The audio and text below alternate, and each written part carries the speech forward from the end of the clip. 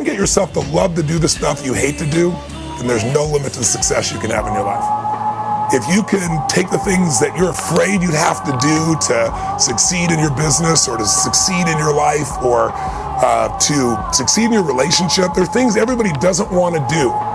And the more focused you are on how you're not going to do that, the more life seems to bring those things up for you and makes them barriers.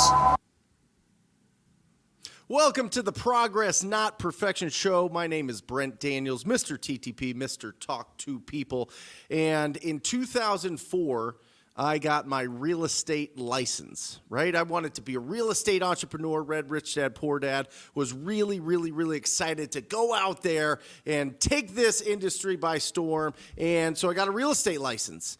And I was really like, ready to be an investor, ready to learn as much as possible. And then a huge wall hit me right in the face. And that was filling out a purchase contract, right? I had gone to school. I went to real estate school. They go through these things. I'd been into some trainings with the brokerage, but when it finally came down to it, I was like, oh my gosh, I am so nervous. I was literally like shaking. I remember sitting in the office at my brokerage, and I had no idea. I had no idea what I was doing. I didn't want to screw it up. I didn't want to get into, I didn't want to get sued. I didn't want attorneys involved. I thought all these crazy thoughts were going through my head when it was time to actually put together a purchase contract. And I'm telling you, I've talked to hundreds and hundreds and hundreds of real estate entrepreneurs, and having the purchase contract filled out correctly is one of the biggest hurdles that we face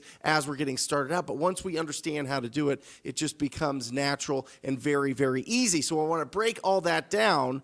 But I remember sitting in that office, and there was this old agent that would haunt the office. His name was Chuck Porter, and he came over and he looked over my shoulder and he helped me fill out the purchase contract, and I felt this sense of relief.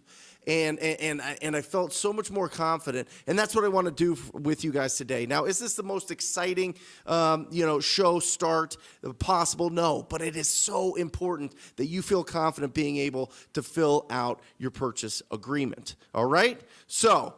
This purchase agreement that I'm going to be going through, we're going to go through it, and I'm going to show you how to fill it all out so that you feel great submitting that to the sellers that you're working with.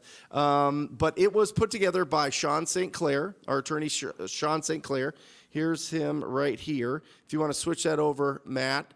And so Sean is absolutely incredible. You've probably seen him work a lot with Pace Morby and myself, and he does a really, really great job. And actually, Mike Mahoney here, my co-host, helped put this together with him, and we're going to be breaking that down right now. So let's jump right into this purchase agreement. All right, the first thing that you're going to see, by the way, guys, you can download this at wholesalinginc.com.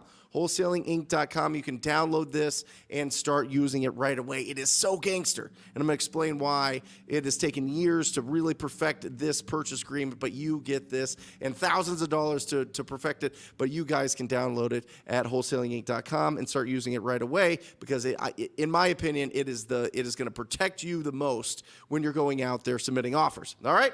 So, number one, right thing off the bat, Red, make sure that you have this reviewed by your real estate attorney. I am not an attorney. Hashtag I'm not an attorney, okay? Make sure that you have this reviewed by your local attorney because there are going to be some state-specific languages. Remember, real estate is really governed by the states. So there's little different nuances state by state by state. So make sure that you get this reviewed by a real estate attorney in your state. Have them put in and modify whatever they want to do there. Hashtag I'm not an attorney. Okay, here we go. Also, real quick to mention, if you're going after on-market deals, the agent is going to require that you use a realtor contract, the state-specific realtor contract. So don't even worry about it. I mean, you can just use that contract. They'll help you fill it out. But this is going direct to the property owner. All right, here we go. Agreement to purchase the real estate. All right, this does not say contract. This is an agreement to purchase real estate. That it feels better when it's an agreement, right? It feels better when it's not a heavy contract, right? So that's the purpose of this is, you know what, let's sign the agreement. Let's review the agreement and get this done so that we can open up escrow and start moving forward with the sale of your property. All right? Right off the bat, you're going to see right here, you're going to put in the seller's name. All right? You're going to pull the seller's name from tax records. You're going to pull the seller's name from batchleads.io or PropStream or whatever you want to do, but we use batch leads in our business. And you put the seller's name in there. You're going to put the buyer. That's going to be you. Okay? You're going to be the buyer in this transaction. So fill it out with your name in the buyer section. Now, if you have an LLC, that's where that goes. Okay? It goes right there in that section, the name of the buyer. Next, the property address. Real easy. What's the address of the property? Make sure that you put it in there. And then this is where people get tripped up, and I'm going to show you exactly where to find this. Insert the legal description. And then right below it is the assessor's number. Okay? These ones kind of trip people up because they're like, well, I don't know what is a legal description? What does that even mean? Well, you want to put it in the legal description because the title company wants to see that. They want to make sure that they're pulling title on the right property because believe it or not, some houses, some units, some townhouses, condos, land, whatever, have the same address. They just do. And so the legal description makes sure that they're pulling all the right information for the right property. And you're going to pull that. I'm going to show you right here. It's super easy in batch leads. You're going to see the legal description is right here under land information. Boom. You're going to copy, paste that, and put that right in there. Next, you're going to see what's the assessor parcel number. That's the APN. You're going to pull it right here. It's right there. You're going to copy, paste that, put it right into your purchase agreement. So that's where you find that information if you're getting confused about any of that. All right? Let's get back to our purchase agreement. We're going to go through this, guys. The point of this is for you to ask questions. The point of not just making like a standalone YouTube video is so that you can actually ask questions and make sure that there is no mystery to you filling out this purchase agreement. All right? Next, you're going to put in your purchase price. Very easy. After that, you're going to put in the earnest deposit. All right? This can be $1. This could be $10. This could be $10,000. Whatever you agreed with the seller to put in for the earnest deposit, that's where that goes. All right? And in a lot of states, you need something called consideration to make a contract valid. So just check with your title company or your closing attorneys if you need to actually make a deposit to make that purchase agreement valid. All right, it's called consideration. Just find out if you need that in your state. All right, buyer will pay to seller as an earnest deposit, which shall be deposited with the escrow company. If buyer fails to timely close escrow after the cure period, we'll get to that. That kind of gets confusing for people. Following seller's delivery of a cure notice, then the deposit will be forfeited to seller as full and liquidated damages. All right, this is really, really, really important. It's really important because, you know, if you don't close on this deal, it says right here what happens. What does the seller get? Right? Now, can they take you to court? Sure. But can you show this and say, hey, listen, they agreed that if I didn't close this deal, that this is what they get for liquidated damages. This is what they get. They get the earnest deposit. All right? So why are they trying to get more money out of me? Because they already agreed to it in writing right here. This is all to protect you. This is all to make you feel confident when you go out there and you get a property under contract. All right, and then right here, close of escrow, you're going to insert the closing date. Typically, it's about 30 days out, just depending on what you've negotiated. All right? Next is you're going to put in your escrow and title, right? Escrow company or closing attorney in here. If you don't have one of these off the bat because you're just out there and you're hustling and you're finding these opportunities, right? And you're like, you know what, I'm going to just put it out there and then I'll figure out my title and escrow officer later. Not preferred, but if that's what you did, just put TBD, to be determined by buyer. Okay? Don't just hold back on your offer because you're scrambling to find an escrow officer. Go get that deal locked up. Put TBD by buyer. All right. Next, this is incredible. Buyers and sellers hereby agree that the buyer will pay all closing costs, which include the escrow fee. That's what the title company or closing attorney is going to charge you. The Alta owner's policy. In 1907, a bunch of dudes got together in Chicago, and they're like, how can we make sure that when people buy property, they're actually getting the ownership, full ownership of the property? They go, well, we can create like an insurance that guarantees that when they buy that property, if anybody has any claims, that we would pay them out, and the person that bought that property knows that they own it. And this is a huge deal because a lot of countries didn't have it. A lot of countries still don't have this. So that's what the Alta owner's policy is. That's just saying, hey, listen, this is the title insurance that says you own this property. Next is the lender's policy. All lenders are going to require that. They want to be protected as well. CPL fees, that's just human error. That's if your escrow officer made a mistake. Typically, it's like $50 to $75. Full endorsements, that's kind of a weird thing. If you have like a fence on a property line that needs to be taken down or whatever else, they'll cover that. Recon, tracking fee, recording fee, delivery fee, and notary fees are just kind of the junk fees that get paid to the municipality when you pay off a loan and when you record a new deed on a property. Listen, guys, I would love to be telling you how to go out and get deals, lead generation, all these things, but this is important. It's important because what happens is if they ask you what that means, you get to tell them. You get to go there with confidence and let them know you're leveling up right now in this live show. All right, so level up your education on what is actually in the agreement that you're signing with a seller. All right, but you can listen, all of these fees you're paying for, or the buyer's paying for, your end buyer's going to pay for. So you just say, I want you to be confident, Mr. and Mrs. Seller, that when you go to the closing table, this is a net offer to you. There's not a bunch of nickel and dime things that's going to be taken out of your profits. All right? Seller agrees to provide clear title, clear of lien, encumbrance, or cloud on title, unless otherwise negotiated. Property shall be vacant and free of personal property 24 hours prior to closing. This is great. Now listen, if you are negotiating and you're saying, hey, listen, leave everything in there, cross this out. Cross it out, initial, boom. Or put together an addendum that just says the seller can leave all personal property. It's a negotiating point, right? It's a point that they feel like they win. If you cross something out and initial it, they feel like they've negotiated. They really did their best to make sure that whatever you told them or whatever they're trying to achieve is getting achieved. And that's a win for them. That's what you want them to feel. All right?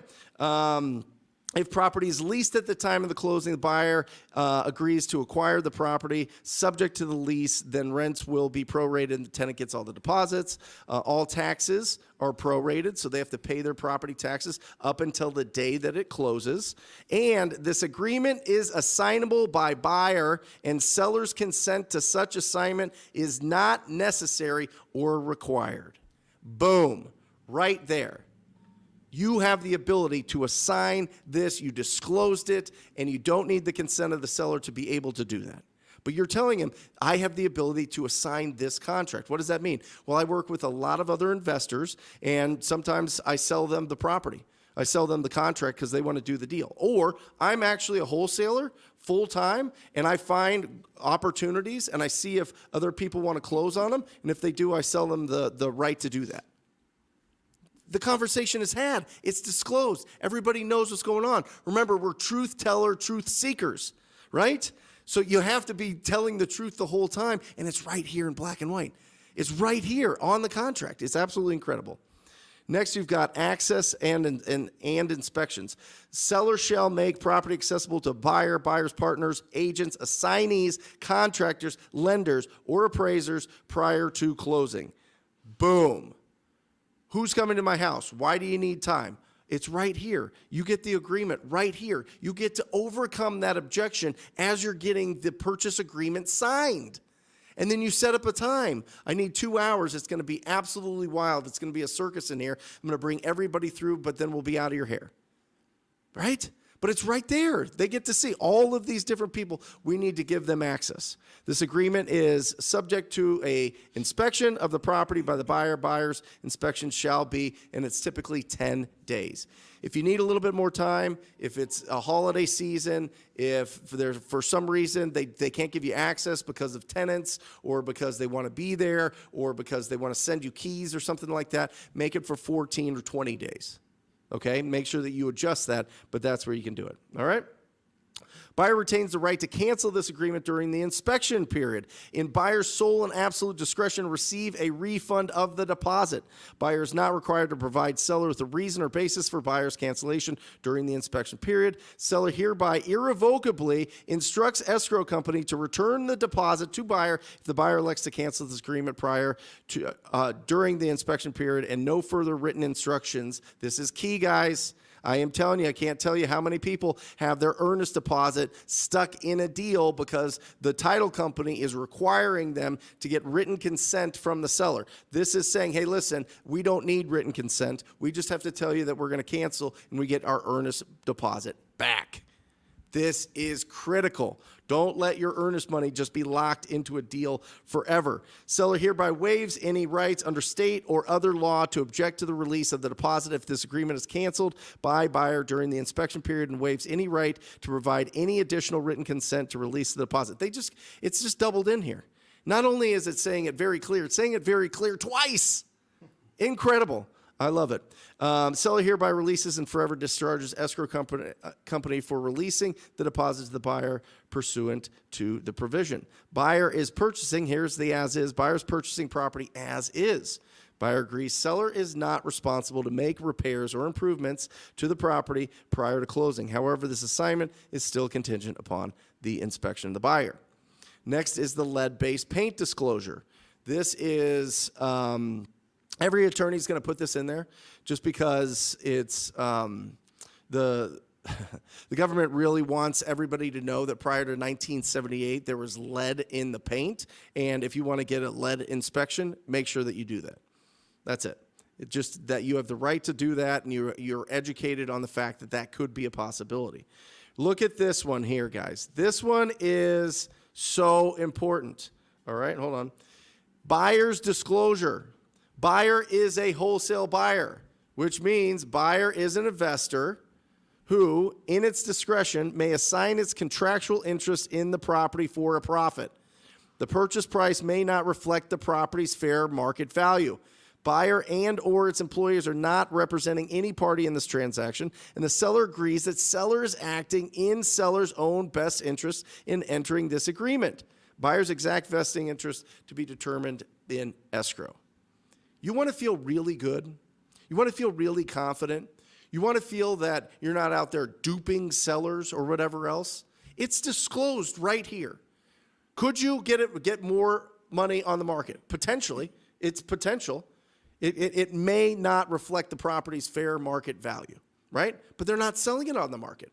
They're selling it privately. They're selling it to you because they want to trade equity for speed and convenience, or potential equity for speed and convenience. It's listed right there. So there's no coming back and being like, oh, they tricked me. It's not, it's right there. We said it right there. I think that this makes me feel so good, just like from a ethical and moral standpoint, to be honest, because it's like, you know, not that we would ever convince anybody. You can't really convince anybody, but it's not like you're out there like giving naive people this, oh yeah, this is the most that you could ever get for your property, and this is the highest offer. No, you could go get more in the market if you choose. If you want, you could put it on the market. You can go through that whole process. You can hire an agent. If you don't, if you want to sell it for speed and convenience, here you go. It's disclosed right there. Seller acknowledgement. Seller hereby acknowledges that all negotiations and deadlines with buyer have been at an arm's length, and buyer has exerted no duress or undue influence over the seller and seller's family in connection with this agreement. The attorney's fees, you guys get that one. That one's pretty much boilerplate. Recording of memorandum. This is critical, guys. This is, and by the way, this is a tricky one. I don't think that you should record memorandums. I've done 4 in what is that, 18 years, right? Just because of like weird circumstances. You know what I mean? And this is if the buyer, if the seller decides they're just going to cancel the contract, they're in breach. They're signing a contract with you to purchase the property. You can't just back out because you want to back out. All right? There's consequences to that. Now, there's some situations where, listen, if they don't want to sell it anymore, if they felt like they were rushing the decision or whatever else, whatever, take it case by case. But this is letting them know, listen, when you sign this, I have the legal right to record a memorandum of this purchase agreement with the county or the municipality that says that I have the right to purchase this property. Right? This is ironclad. This contract is ironclad. So I'm going to commit to you, you commit to me. All right? And so that's what this is saying right here in this recording in the memorandum. And if you don't have this and you're just recording memorandums, it can be an issue. It can be a serious issue. So it's critical that that's in there. Seller agrees the buyer may execute, acknowledge, and record a memorandum of affidavit of this agreement in the official records of the recorder of the county in which the property is located. Seller's signature on the affidavit or memorandum is not required for recording the same.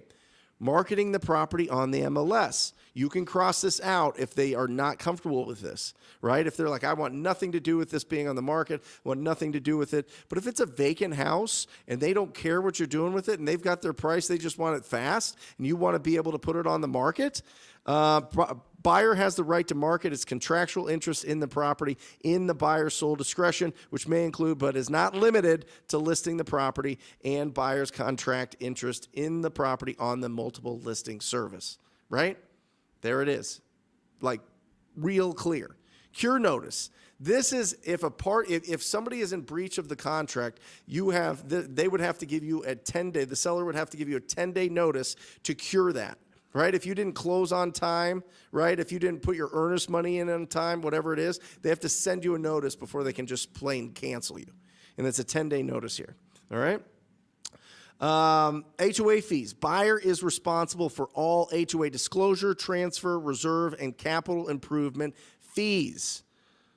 All right? Seller shall pay all assessments due and owing to the HOA as of the closing date. Listen, if you're buying a property that's in an HOA, there's going to be fees involved. The transfer fees, all of those things, that's going to be the responsibility of the buyer. All right? What the seller's responsible is, if they have a lien, they have to pay it. If there was an assessment that maybe they're doing a new roof in an apartment complex or a condo complex, or they're repaving the parking lot or whatever else, and they had to pay assessments up until a certain point, they have to make sure that those are paid before, as you close. All right? And then that's really it. Basically, there's a disclosure if you hold a real estate license, yes or no, and you put in the time that they have to respond and the date. And then you sign it there. They sign it here. You put in all the contact information so the title company can get all of the information that they need. And boom, you're rocking and rolling. How'd I do, Mike? Dude, that's rock solid. I just want to mention, so marketing of property on MLS, right? We added this recently.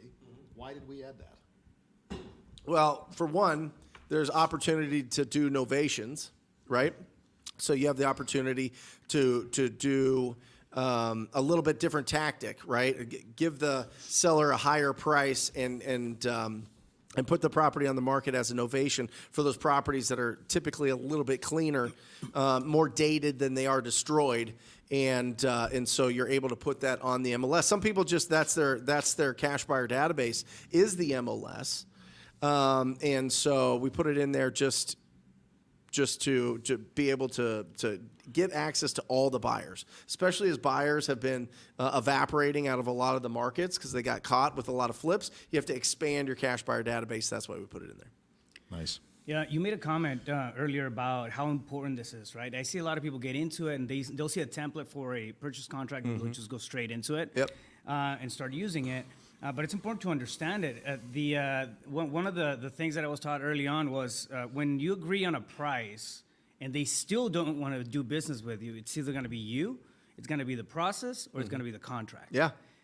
It's three things, right? After you're past that price barrier, You clarify who you are, as far as your ability to close and whatnot. The next thing is the process, clarifying the process. But one of the most important ones that holds people back is not understanding the contract. And if you're able to just, articulate the whole thing like you just did, it's huge because they have nowhere to go after that. So That's it. So this is the best agreement that we've had so far, really the best that I've seen. And we look at a lot of these things. And, they can get this for free. It's a Word document, Wholesaling Inc. They can join Academy, download it, take it to their local real estate attorney, have them make any changes real easy, and it'll just give you a really solid foundation for putting these deals together in the local market. Awesome. Well, it holds so many people back. I don't know how to fill out the contract. I don't know what to do. I don't want to put in the wrong thing. What is this? And then not only that, but you've got a seller that trusts you, wants to work with you, and then has questions about the purchase agreement. And if you don't trust your own knowledge, they will not trust your knowledge. They will not trust that you know this process. They will not trust that you know what you're doing. So this is like really, really important. It's not sexy, right? It's really just not a sexy thing to go over on a live stream, but it's really important, and I wanted to do it. And I think that it's something that holds some people back, and I don't want that to happen. So boom. There we go. We got a great show for you guys.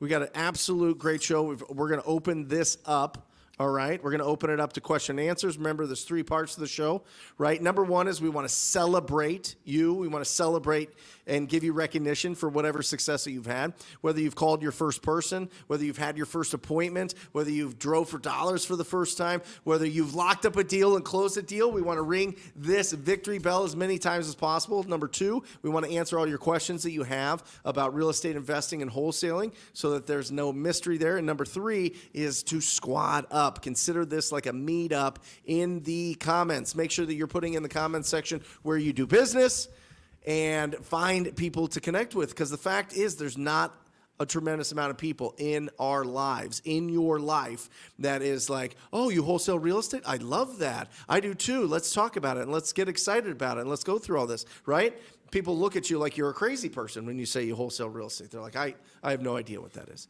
So connect with people that are similar. Connect with people that are doing this business. Connect with people that understand what you're building because they're building it as well. Boom. Awesome. Good. Eddie, Brent, I remember asking Alejandro to ring the bell for me on my first deal in February. Now I'm on my 15th. Ooh. You've changed my life, and I can't wait to meet you. Thank God. Listen, you changed your life, Eddie. You changed it, but congratulations. 15 deals. Come on, let's go. Eddie. 15 deals. Eddie, congratulations. Let everybody know where you're doing business. Let everybody know so that they can connect, especially people that are just starting out that want to squat up with somebody that has some experience and joint venture on some deals as they're getting started so that they get it through the finish line. Guys, make sure if you're in Eddie's markets that you connect and build that relationship for sure. JJ, love that suit. Look at that. That's nice. It's like a red suit. I don't know if that's like he earned a red jacket or something, or if it's a Christmas thing, or if it's just he's just got that style to him. It Brent, seems advanced. Yeah. Yeah. Should we? Looks like it's like a velour or something, or like a what is that? JJ's got taste. Yeah, It's JJ's very got nice. it going on. Brent, should we cross out terms manually with pen or edit the contract in text and print it out, then initial it?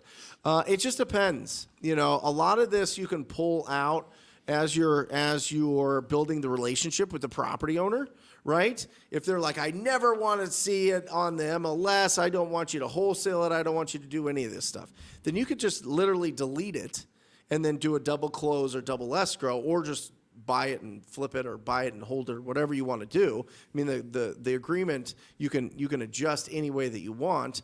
But if you're on the appointment and they're like, I don't like that, I don't like that, I don't like that, be like, okay, so if I remove this, we're good? So if I cross this out, we don't mess with this at all, any other questions? Anything stopping us from moving forward, right? It's a closing. You're closing it. Every single time that they want you to cross something out means that you're getting one step closer to getting that contract completed and then starting the process of whatever you want to do with it. assign it, flip it, or hold it, right? So, yeah, it really depends, JJ. Great question. I would adjust it. If I knew that they didn't want, if they didn't want a specific item in there, I would remove it and not even have it when I presented it or when I emailed it over. What do you think? When when you're in there, for what I understand, pen supersedes print. So if you have something there, you cross it out with your pen and then you initial it. It's got to be initialed. You make a change on it. Make sure that you have seller initial, your initials, everybody's on the same page. But that will supersede whatever's on print. So it's okay to do it. Like if you're sitting in front of the seller and it's happening right there and then, you don't have to put it on hold, go back to your computer, delete it, and then go back to it. You can cross it out, and then that will supersede the print that's in the contract. Yeah. Awesome. Wedding suit, bro. Nice. Should have known. Awesome. Love it. Classic. Lucky lady. Yeah. Fun wedding. I assume he's like a groomsman. I feel like that's a groomsman suit. Maybe it's his own. I don't know. Natasha, does the statement cover the mutual release states? Yes. I mean, check with your attorney, but that's the point. You're talking about release it and get your earnest money back. And so, yeah, it says it right in there, right? That they agree to it off the bat, so it shouldn't be a problem. But check with your title company and their in-house counsel or closing attorney and just make sure that the verbiage makes sense, that you can get your earnest money back without having them sign in a mutual release state. Great question. Elijah, is the inspection period number of days the same time frame as the close of escrow? Typically not, Elijah. Some people do that. I don't like doing that because I don't like dragging out the seller's expectations. If you're like, yeah, we'll close in 30 days and I have a 30-day inspection period, you can literally cancel the day it's supposed to close. You know what I mean? In the inspection period. So I like shortening it because if I can't find a buyer in 10 days or 14 days, then I don't have a deal. Like for real, I don't have a deal. It's just not a good deal. You should be able, if it's a smoking hot deal, it should take you minutes to a couple days to get a deal sold, right? And so I just don't, dragging it out and hoping and beating them up on price and all this during the inspection period, I think is gross. Some people do it, but I would highly recommend that you don't do it because that's when you see real issues with sellers is they just moved out. They hired people to move. They went and put a deposit on something else. They went and, paid for a cleanup of the property or whatever else, if they're just putting out money for this transaction and then you cancel, they get real mad, real mad. So Brent, don't do that. Inspection period is usually 10 to 14 days. Close of escrow is usually 30 to 45. Is that what it is? Yeah. Okay. Yeah. I like doing it shorter because I like putting pressure on my team, to be honest. I like putting pressure on myself to get that deal sold as soon as possible. One, I don't want the anxiety of, I hope I can do this deal. You know what I mean? Like I want to know instantly, I've got a smoking hot deal. You've also talked about on the really juicy deals, you bring that close of escrow down to a much shorter time frame. Yep. Just so that you get that thing done. Yep. Right? Yep. Yeah. Well, if it sits there too long in the pipeline, it becomes a vanity number. And the team sees that. It's just, I don't know. I think it has a ripple effect too. So Yeah, but it doesn't mean income. Yeah, exactly. It's a vanity number. So, I mean, we do 10 days as well If you have those huge spreads, the longer that gets pushed out, the more likely you have other buyers coming in, Yep. Whispering honey into the seller's ears. Yep. And that just creates problems. Vimiev, when I and the seller sign the purchase agreement, do I take that paper copy to the title company or can we send it as a PDF? Yeah, you can send it as a PDF. I mean, it's up to you. But what I do and my acquisition managers do is we have an app called Turbo Scan, and we'll take a picture of it right there. It converts it right into a PDF, and I email it to the escrow company instantly as I'm there. Okay, great. Sign the contract. I'm going to send this. I'm going to open up escrow right away. I'll get the deposit in tomorrow, and boom, you're out of there. right? Don't stay around after you get the purchase contract signed. Get out of there. You can only screw it up from there, right? Because then all of a sudden the pressure's off, you're feeling real good, you've got this asset now that you can go out and sell, and you're just like bright-eyed and just goofy smiling at the seller and just telling them all about your life. And then all of a sudden the seller's like, what is happening here? I don't know if I like this person anymore. So Brent, what did I do? When you get a deal done, right? Yep. And you take pictures with the TurboScan app and you send those pictures to the title company Yep. of the agreement, right? So you've opened escrow. Do you leave the original paper copy with the seller? I Or do you do. take it with you? Yep. I leave the copy with the seller. What you can do is you can send it to the title company and to the property owner at the same time and take it with you if you want to have it for your own records. But I like it just sitting there because then it's like oh yeah, I made that decision, and sitting right there. It's not some like thing trapped in their email that oftentimes they don't even look at. There's something about having the original contract, like them keeping the original contract. We don't really need it to open escrow. Right. But if they have the original contract with the signatures and all that stuff, it's a matter of comfort really at that point, Right. more than anything else. Yep. Great question. Yeah. Get it to them as soon as possible. They're killing it with Marcellus, questions. Brent, the agent I'm working with has brought me an off-market deal, and she's now asking for a proof of funds with a bank statement that has the funds in it. How do I navigate this? You have to find somebody that has that statement. That is, guys, here's the thing. Everybody's talking about going after on-market deals, and I love it. I've done videos on it. I've shown how to navigate those waters. But really good agents, well, almost all the agents are going to ask for a bank statement, literal bank statement. Now, what you can say is, I don't have a bank statement. I'm getting my money from a hard money lender, a private money lender here in town. Here's a letter of credit or a approval letter from that hard money lender. But if you're negotiating between somebody that has a statement versus somebody that doesn't have a statement, they're going to take the person that has a statement typically. So either find somebody to squat up with that has that statement, or just you're going to have to tell them, hey, listen, I'm not going to buy this cash out of my bank account. I'm going to be buying it through private funds. If you are, if not, just tell them, listen, I'm wholesaling this. So the end buyer will have the funds, but they're probably coming from a hard money lender. But agents don't really understand all that. So you need to be really, really, really clear when you're going and negotiating with real estate agents what you're doing. Hey, listen, I'm not buying this property, but I work with a lot of people that do, and I'm going to assign this deal to them. Are you comfortable with that? No. Too many people have been trying to do that, and I don't want to work with you dirty wholesalers. Okay?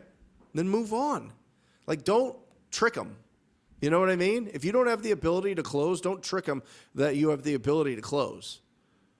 It just doesn't work. So either have that bank statement with somebody that can close it if you're working with an agent, or tell them that you're going to be doing the hard money, or just tell them that you're wholesaling. You got options there. That's where squatting up comes in. Yeah. I mean, I guarantee you there's going to be people in the chat right now that have funds to buy properties. Oh, yeah. Yeah. Yeah, the funds are out there. Yeah. The funds are out there, especially, just if you've got a really smoking deal, just go hit up somebody in the Facebook groups that are that created the Facebook groups, the real estate investing groups in your market, and send them a DM. Send the actual person that created a DM, and just see if they'd be interested in that. But yeah, if you go with agents, I mean, I remember being an agent, people would send me like letter of intents and all that, and I'm like, this isn't somebody that can actually close on this deal. I need somebody that can close. But it depends on how desperate they are to sell that property. Like if they're truly they have no other buyers, just be honest with them. Even proof of funds letters, I mean, they used to carry some weight, years back, but now it's I mean, they don't really do much, right? Like anybody who's in the industry or agents who have some, level of experience, they understand proof of fund letters. So Yep. It's always better, just go, squat up with somebody who can help you either bridge that gap for the funding and get it done that way. Yeah. Tender Trees. I have a motivated seller wanting to sell his historic home that is boarded up. Are buyers interested in these types of homes? Thanks, Brent. Absolutely. Oh, yeah. Here's the thing. There are people that specialize in historic properties. They go down to the historic division in the city. They know the people there. They know the process. They know everything that needs to happen. They do a really good job. But historic homes typically get higher prices. One, because if you're on the National Registered Historic, you get way reduced property taxes, which is awesome, right? And two, there's charm to these properties. People want to live in that. People want something different. People don't want these cookie cutter box houses that just, they just build them and then build them, and it's like a machine building it, and you have the same floor plan as your neighbor. People want that uniqueness. So, and they want to get creative, and they want to do creative, rehabs and remodels, and they want to put it on, Instagram, and they want to put it on their YouTube. I mean, historic houses are very popular, but you have to find the right buyer that understands them.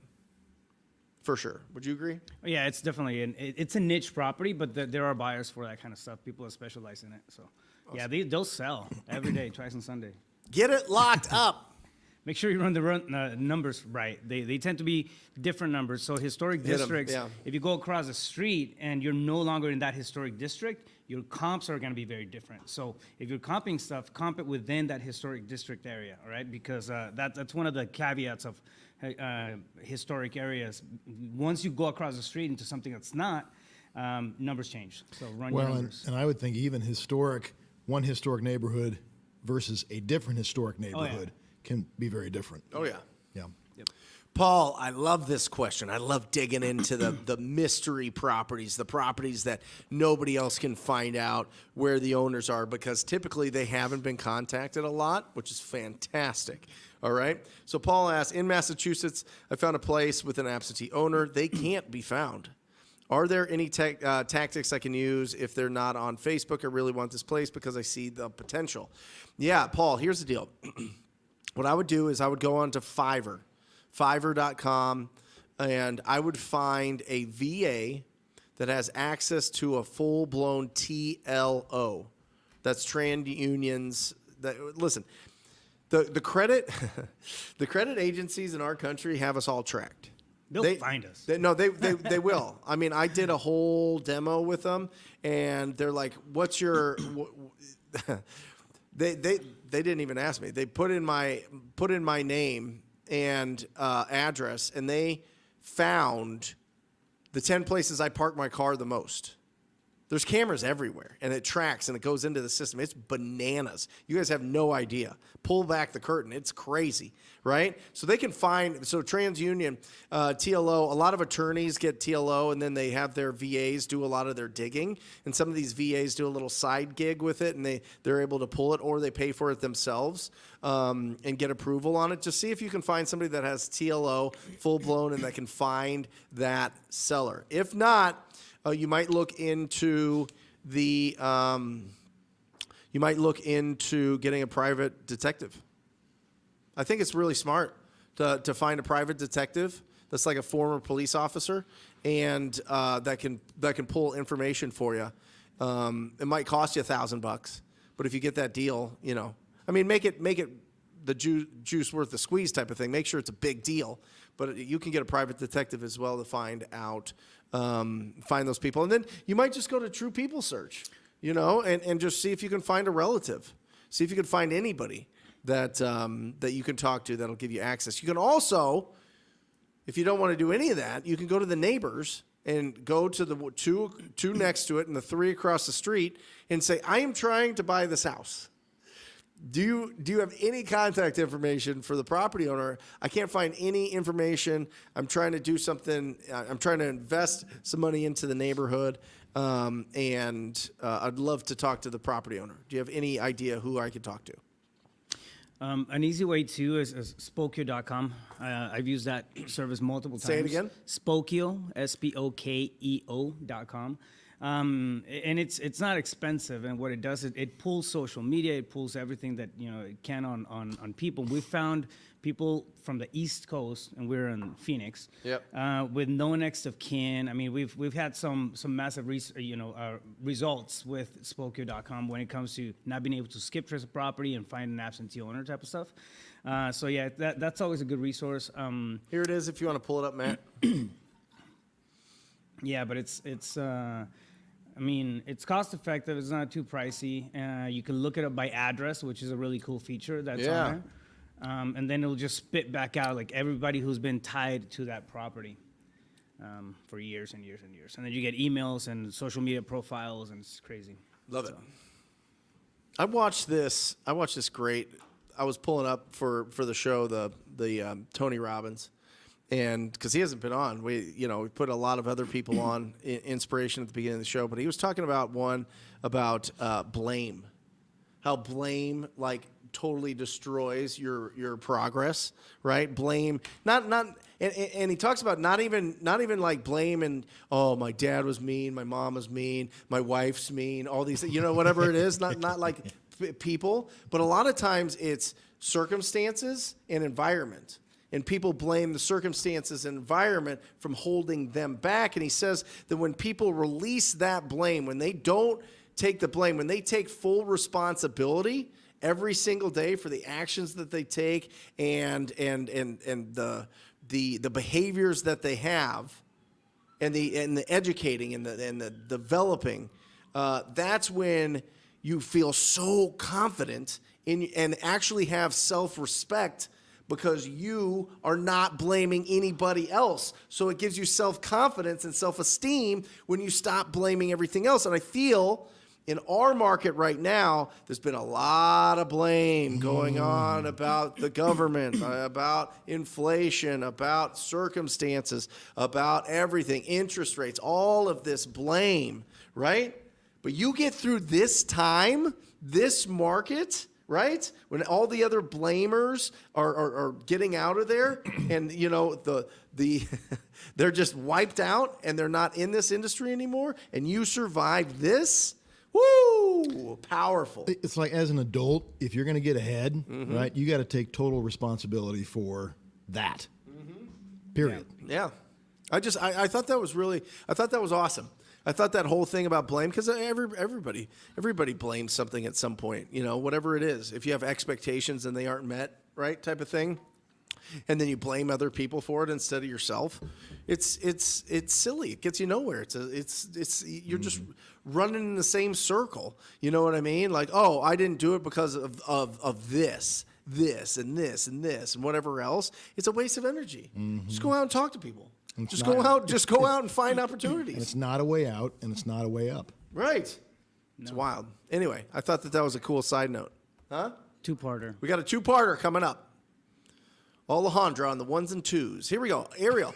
I have been wholesaling off and on since 2019. I've done about 12 to 17 deals, but I am not where I want to be and do not have consistent deals closing. Okay.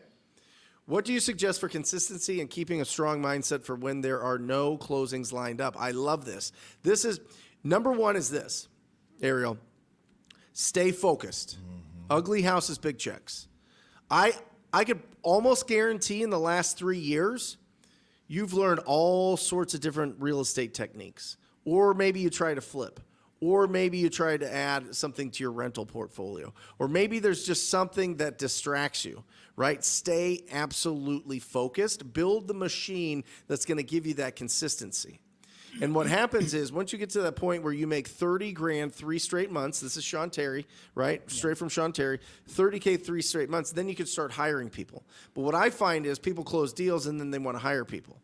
People close deals and they don't want to do the hard work anymore. And I'm not talking about you, Ariel. I would need to know a lot more context, but I'm just saying that this is very typical, right? Where you start going and you close a deal for $20K and you're like, well, and that financial thermostat is wild. We get $20K for the first time or $30K in for the first time, and we're like, holy cow, this is so much money. I got to go invest it back into my business. Stop.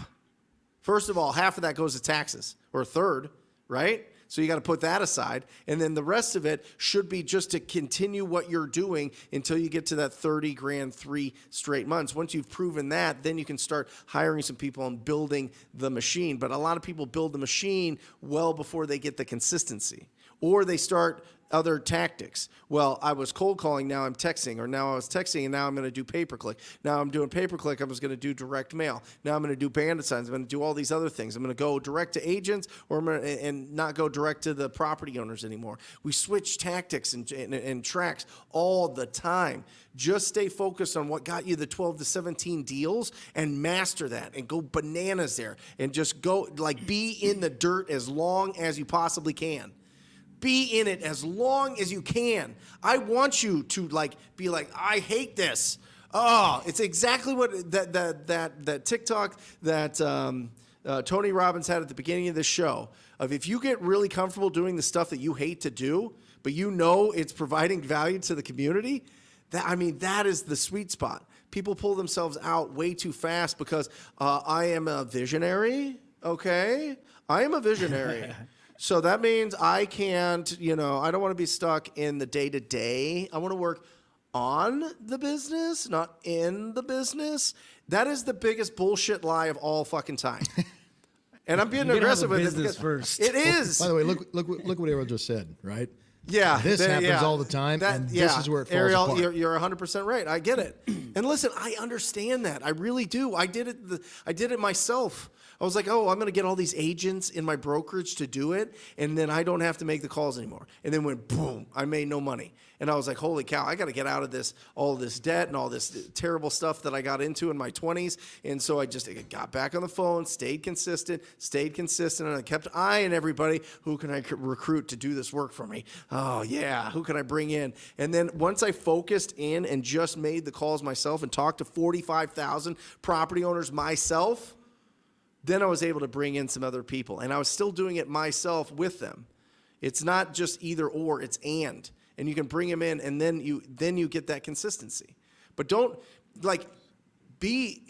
I'm telling you can go down the line. We talk about it a lot on the show, but you can go down the line of all the incredible people that we follow, the real people, the Gary V's, the Alex Hormozis, right? The people that have really done it, the people that have grinded for a long time. They all did it themselves for a long time. It builds the confidence and the skills. The economy can change. Your circumstances could change. You could get sick. You could have children. You could have all these different things that are congesting your schedule. But if you have the skills, you win. So build the skills. Nobody wants to build the skills. Everybody wants to build the skills of being an entrepreneur. Well, I'm going to be a business owner. I'm going to learn EOS. I'm going to learn how to do all these things, right? Do the business first. Ref went on thousands of appointments before he became CEO Pulse. Thousands of appointments. Before I even felt comfortable talking about it, man. Right. Like you have to walk the, dig the trench. Yep. So what I just heard, Brent, is lead gen is the engine of your business. Yep. Focus on one way to generate leads. Go deep, right? And really flush that out and get that profitable consistently before you delegate and move on to the next thing. Yes. Let me make an observation here. Delegating is one thing, right? But when you take a task or a responsibility and then just throw it on somebody else, and then you don't hold them accountable to the results, that's a big problem. You're not delegating. I'm not sure what the word for that is, but you're kind of just, all right, handle that part of the business. You're passing it off. Yeah, you're passing it off without any, really real accountability in place, and that's a problem, right? Because it breaks the chain of communication. So delegating is one thing. Delegating, you jump in, you teach, you empower somebody else, you train them, you do it along with them, you get them to a point where you trust them, and then you start, kind of stepping away little by little, right? Yep.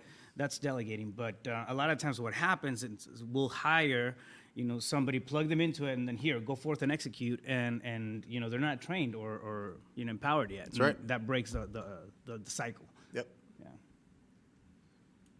Getting heated. Ooh. Real Love it. talk.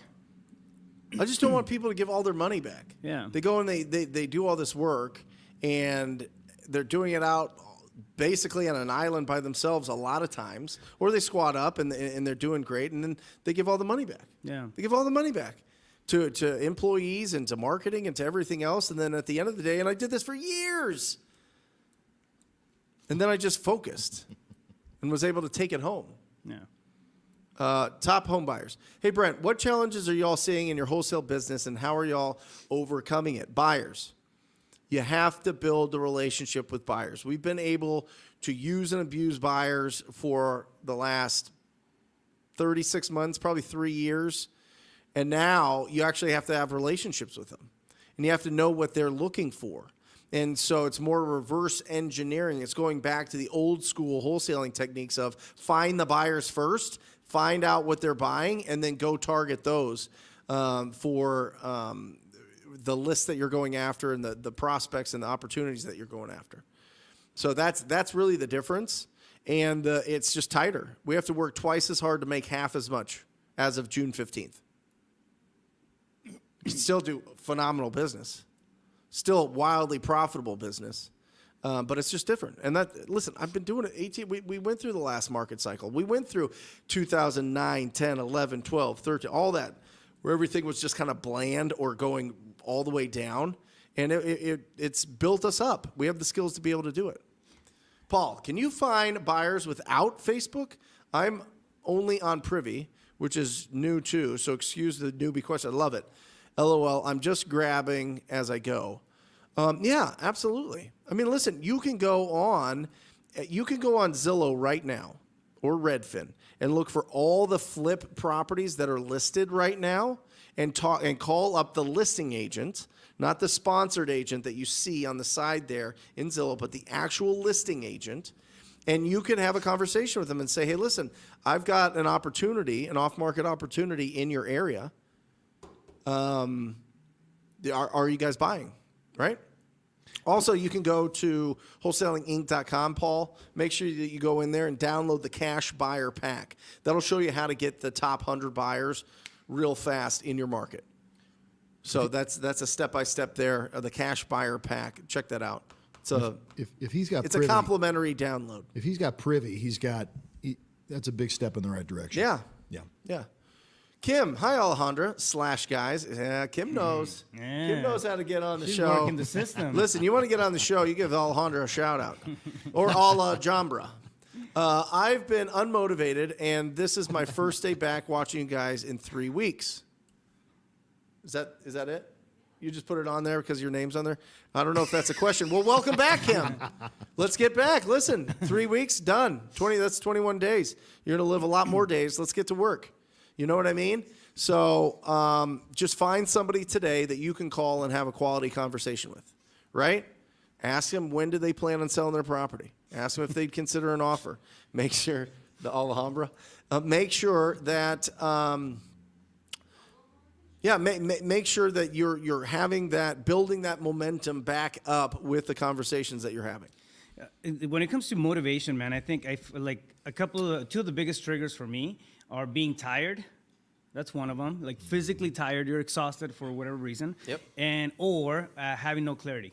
Right. So go back to those two, Kim, and ask yourself if you're tired, physically tired, and then do something about that. Or if you have no clarity. A lot of times, being the feeling of not being motivated comes from that because you're not, really sure where you're headed. So if you clarify that, though, now you have something to shoot at, and that'll keep you going. So. Yeah, Kim, commitment. Are you committed or interested? People that are interested in this market aren't going to make it. People that are committed are going to make it. I mean, listen, this isn't the hardest business in the world to break into. It might be the easiest business because you drive around and find an ugly house, get the property's information, or just knock on the door and ask them when do they plan on selling the property, right? And then that starts building the momentum, and then you start finding opportunities. But nothing happens if it just stays in our head. So action, like bodies in action tend to stay in action, right? So the more action that you're taking every single day in the progress, not the perfection, right here, there you go. I'm holding it. That's just, don't worry about it. That's gone. 21 days are gone. Get back into it.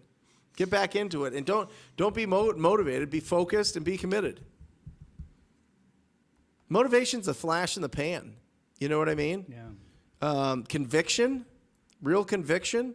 I mean, it's the different, and we talk about this when people ask me, what's the difference between the people that become superstars and people that just kind of dabble in this industry is it must happen for those people.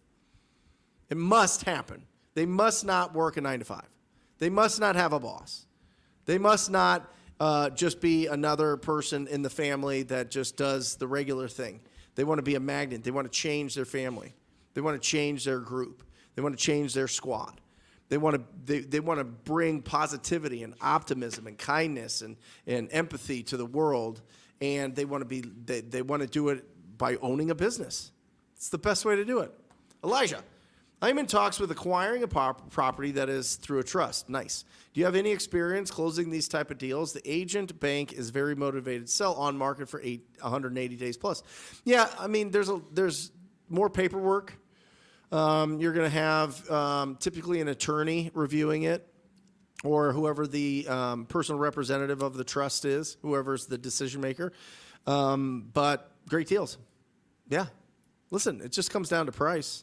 So if they're on for 180 days on the market, make sure that you're hitting them at like 50% of what they have it listed for. If you're going to assign it. If you're going to flip it, if it's a good flip, then, negotiate the way that you're going to negotiate. But if you're going to try to assign that deal, one, they might not let you. The attorney might not like that verbiage. They might want you to close on it yourself. So look for that. And if you do, then just double escrow, double close it. When it comes to listed properties, one thing that, especially if they've been on the market for 180 days or so, one thing that happens is that people want to go back and then run regular comps on the property itself.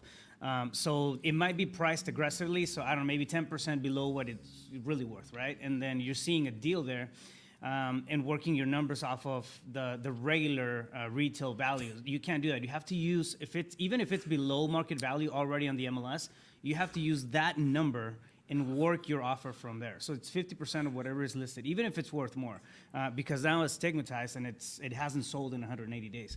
So when working your offer, even if you see a discount on it already, you have to go way below that. So just consider that when presenting the offer for that 50% cut. Why are you so sad, Mike? Yeah. I think he's. You know what it is? Here's thoughtful you know what's today. going to turn that frown upside down? Yeah. Which property? What time is it? Which property is it? Here we go. All right, this is the part of the show where we put 2 properties on the board here on our big 20-foot by 9-foot LED wall, and we pick which property would you rather own. All right, here is number 1. Ooh, look at that. That's nice. Is that even real? That is beautiful. That is a real house, I think. No, it's a house. And it looks like it's overlooking the lake. It's got a little guest house. Beautiful. Beautiful construction. All right, number 2. Boom. Oh, a little bit more Playboy, a little bit more fun style. All right. A little bit more opened up.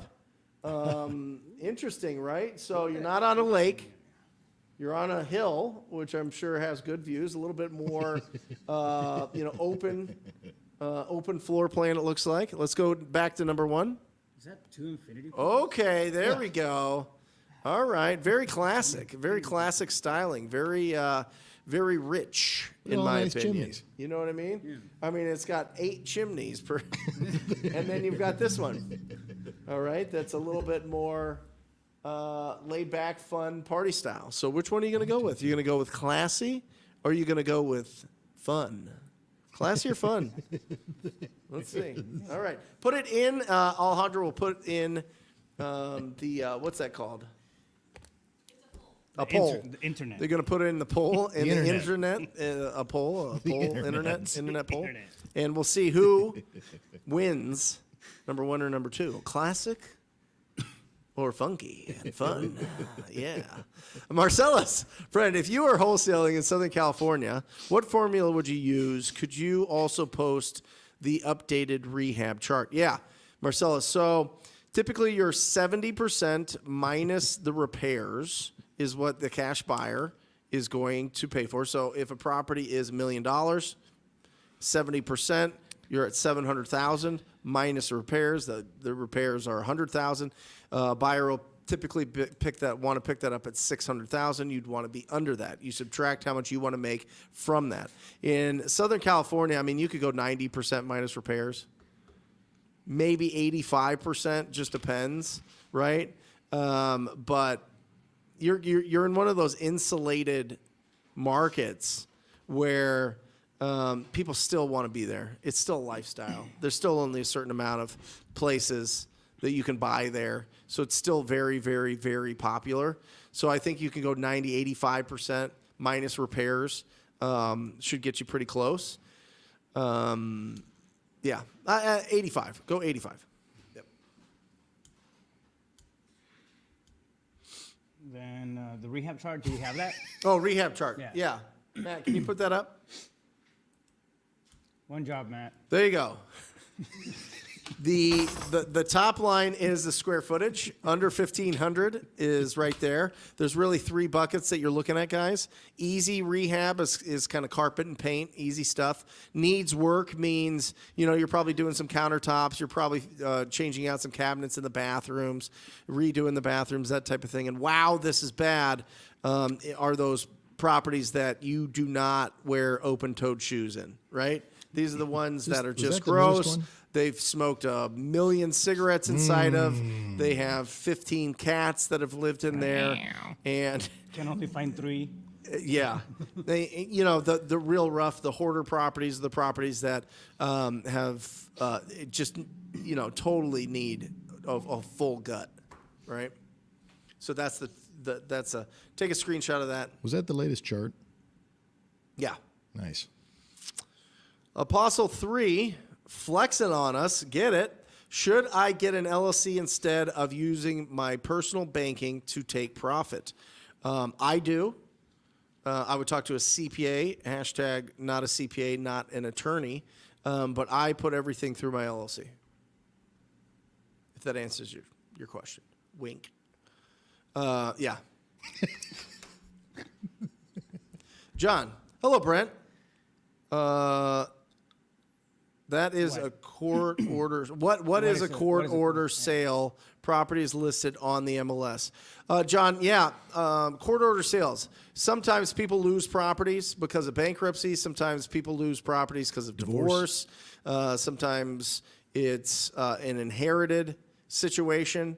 So that's typically what it is. The courts take a look at it, but I think every time they get a formal appraisal done.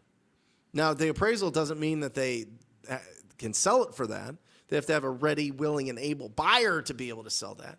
But that's what they're going to be basing the valuation on those properties off of.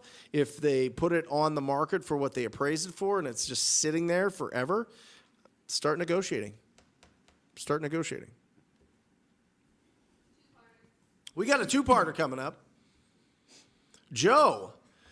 One thing was I was able to lock up a contract which was big, but also scrambled to find. Oh, this is Joel. I started to reach out to agents in Tennessee, and because I was not able to find a cash buyer, I lost the contract, okay? One thing I was able to lock contract was it was big, but also scrambled to find cash buyers with earnest money. Any suggestions on how to proceed? I'm still reaching out to agents. Yeah, I mean, listen, I would, if you've talked to 50, Joe, 50 buyers, you should have a price that they would pay. The conversation is, do you want this? If you're just blasting and hoping, it's not going to work, especially for a higher end property. Now, it sounds like you're talking and reaching out to agents. Get them on the phone. Get them on the phone and get a buy price. What price would you buy it at? Are you interested in this property at this price? No, bro. It's at you want $749. I'm at like $630 on this. Okay, great. At least you know what you can sell it for, right? So you need to pull out what a cash buyer will actually pay for it. If they tell you no, tell me what's a no-brainer price then for this. I'll go back and negotiate with them or try, right? You need to find out what somebody will actually close that deal for. Another thing, it's a lot easier to get to prep yourself to get a price drop on a property if you have a gauge, right? And that's what that does. Yep. If you reach out, talk to 10 buyers or whatnot, and actually get numbers, buy prices from those. Now you have a ballpark range of what you can take back to the seller and tell them, hey, listen, instead of dropping this, we can still close within 10 days, but we would have to be around this range. And now you have something more solid. Yep. Yeah. What's the most common reason wholesalers get sued? What do you think? I don't know. I've never gotten sued. I don't know any wholesalers that have gotten sued, to be honest. Do I?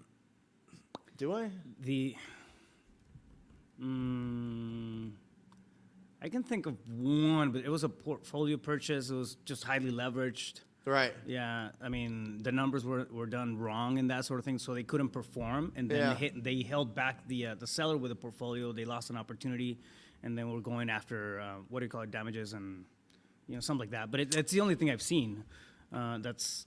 Yeah, usually, Marcellus, now that I've had a second to think about it, usually it's non-disclosure. Non-disclosure of something. Somebody, like... sold it for a bunch of money and people got mad about it, so they're trying to sue, especially if it's like an elderly couple that was selling it and somebody went in and just locked it up. But I don't know anybody that's really been sued. Not to say I've had people get in trouble for trying to backdoor deals, right? I've had other wholesalers sue other wholesalers that have a contract because people are literally trying to entice the property owners to breach the contract, which is terrible. So I've had that.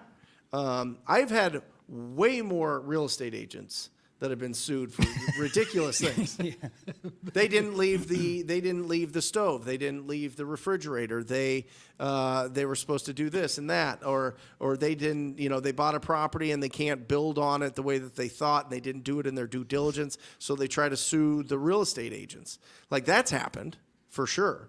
But man, that's a great question. I would have to really dig deep, Marcellus, to think of anybody that's really had trouble there. I know people have gotten sued because they've lost money for private money lenders, like they raised a bunch of funds. That's when you typically find investors getting sued, is when people are raising funds and don't do it right, or don't have the right paperwork, or they lose people money. The other thing I can think of is just, and I've seen this, but not really sued, just fined for marketing. When you're not marketing right, or you're not running your list right, like going through a DNC. Quit putting up your bandit signs. Doing the due diligence that you got to do on your marketing for your area. Yeah. I've seen people get fined for that, not necessarily sued. Yeah. Yeah. Good question. Yeah. Got us thinking.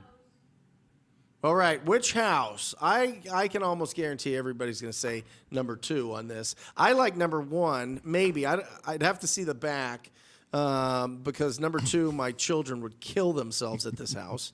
They would fall right off of this thing. They would just tumble it down. I think it's a dope house, but I would assume that number 2 one, yeah, okay, Yeah. there you go. I feel like the number 1 smells old when you walk in.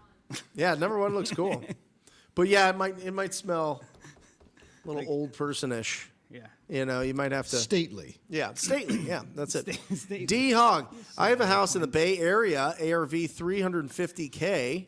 Owner wants $225. Tenants have been in the house for 21 years. Whoa. Does this sound like a deal? Well, let's break this down. Daniel, will you move this camera over here? And Matt? Yes. Let's move over. Is this... We good here? Can you guys hear me? Yeah? Okay. So let's look at this thing.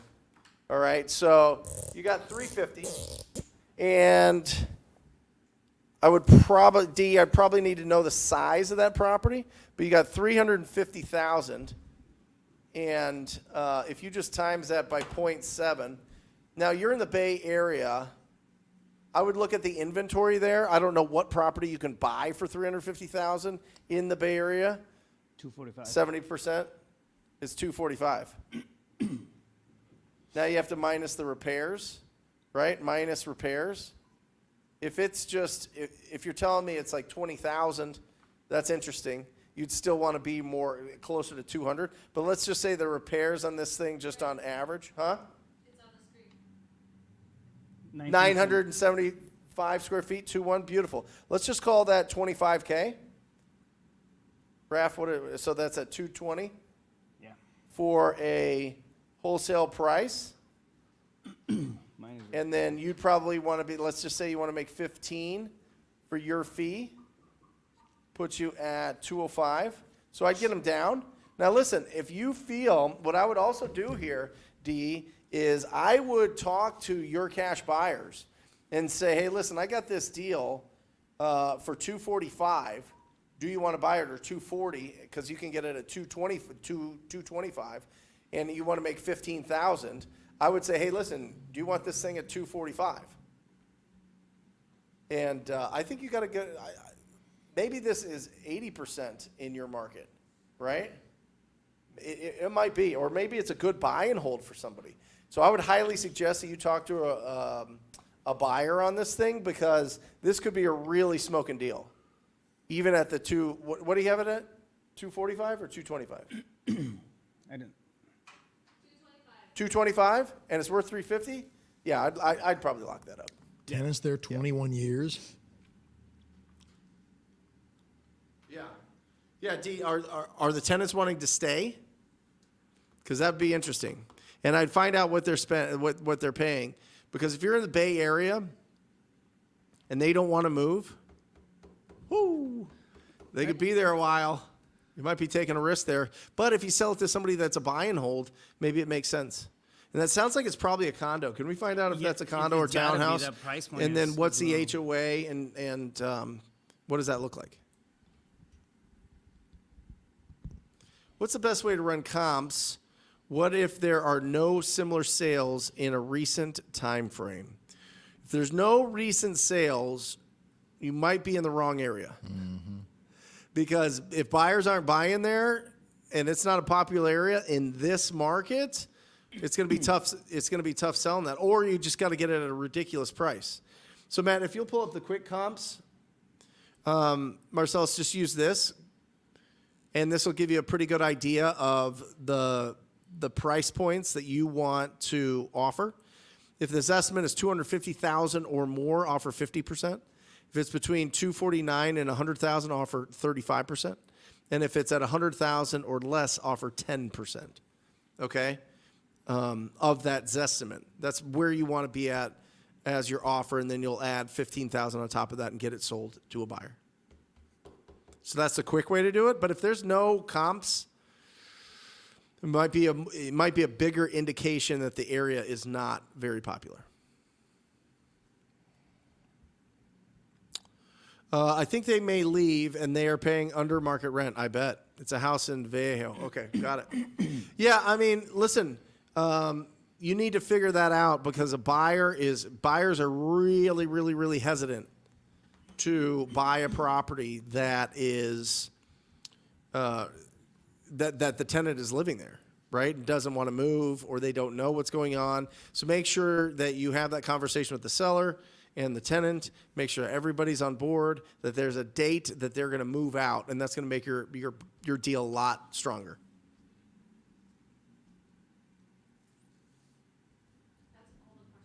That's all the questions. Awesome. Awesome show, guys. Listen, if you are just jumping on, make sure that you watch the first 25 minutes of this live show. If you have any questions about the purchase agreement, and if you need that purchase agreement, go to wholesalinginc.com, wholesalinginc.com. You can download it right there in the Academy. The Academy is filled with hundreds of thousands of dollars worth of value. And I'm not just saying that to be like a pitch man. It really is. I mean, it's phenomenal. We've got some incredible stuff that we're very proud of in there that you can download right away and start implementing into your business. And including the purchase agreement. Any final thoughts?